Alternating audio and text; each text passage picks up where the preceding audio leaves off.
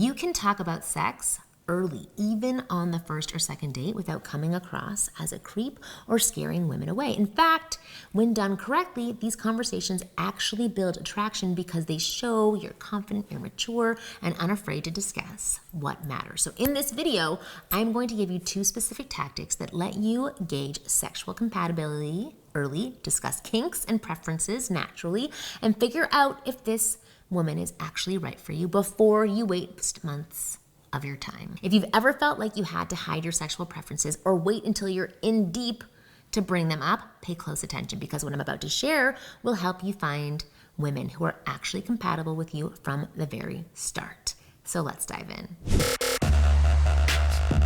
I'm Marnie, and from here on out, I will be your very own personal wing girl. And every week, I'm gonna give you the no BS insider info about what women really want versus what they say they want, plus the most effective methods to win over any girl you like. So hit that subscribe button now so you never miss a video.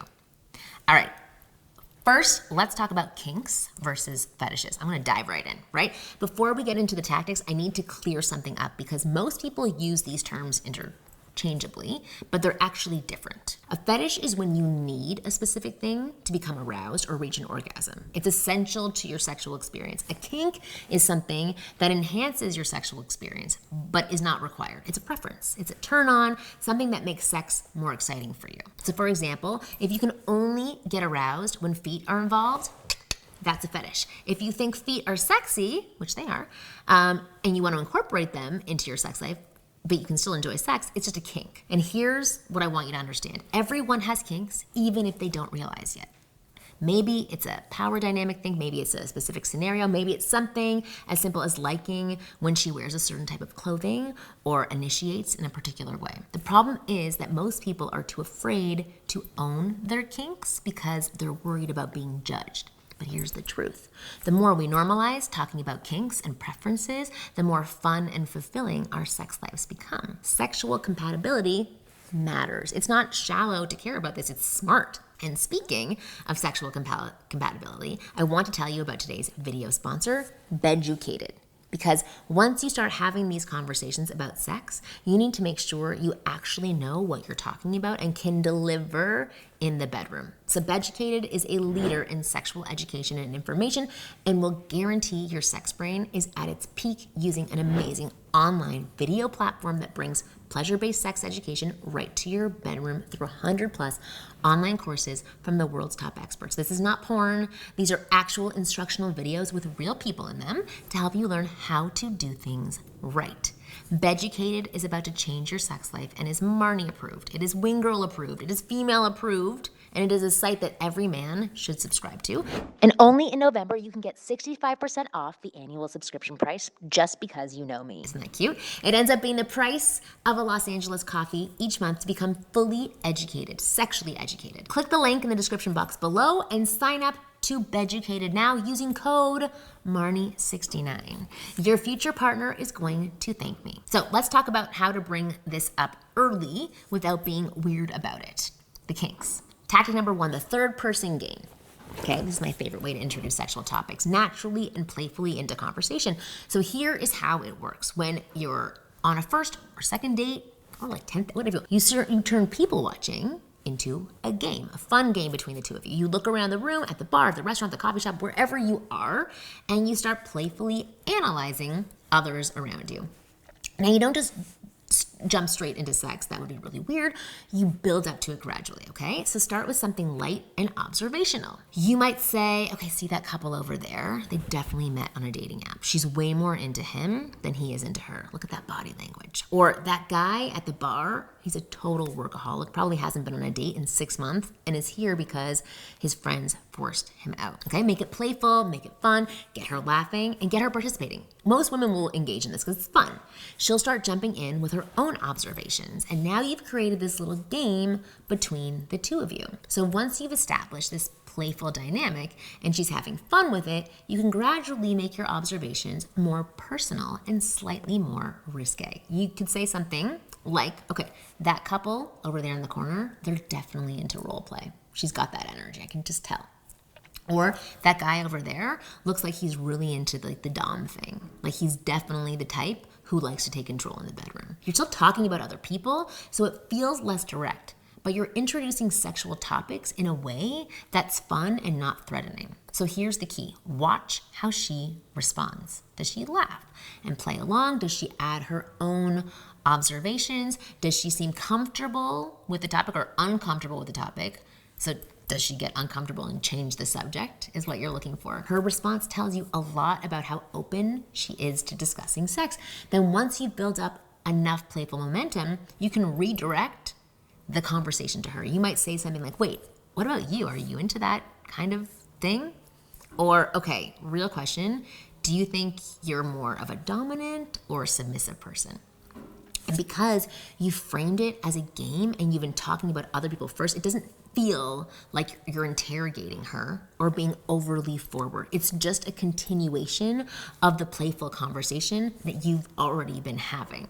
From a female perspective, I can tell you that this approach works because it removes the pressure, the sex pressure. She's not being put on the spot. She's not being asked to reveal intimate details about herself out of nowhere. She's just participating in a fun and flirty game that naturally led to a more personal question, right? And if she's into you and comfortable, she's going to answer honestly. And this game will help her be that way. If she's not comfortable yet, she'll deflect. And that also tells you something too, okay? The tactic number 2, the intellectual approach. So this tactic is perfect if you want to discuss sexual topics in a way that feels mature, thoughtful, and less direct. So here is how it works. You bring up something that you recently read, watched, or heard about that relates to sex, sexuality, or relationships, but you frame it as an interesting topic rather than a personal question. So for example, you might say, I just watched this documentary about how couples navigate open relationship. It was fascinating how they set boundaries and communicate. Have you ever thought about that kind of dynamic? Or do you know anybody who's been in that kind of dynamic? Or you could say something like, I read this article about how many people have kinks they've never explored because they're afraid to talk about them. It made me think about how much we hide from our partners. Do you think most people are honest about what they want sexually? Or you could say something like, there's a book that I just started reading about the psychology of desire and how men and women experience arousal differently. It's wild how much we assume we understand about each other when we actually don't. Have you ever thought about that before? You're not asking her about her sex life directly. Tell me what you think about sex. You're discussing a topic, an idea, a concept, a piece of media.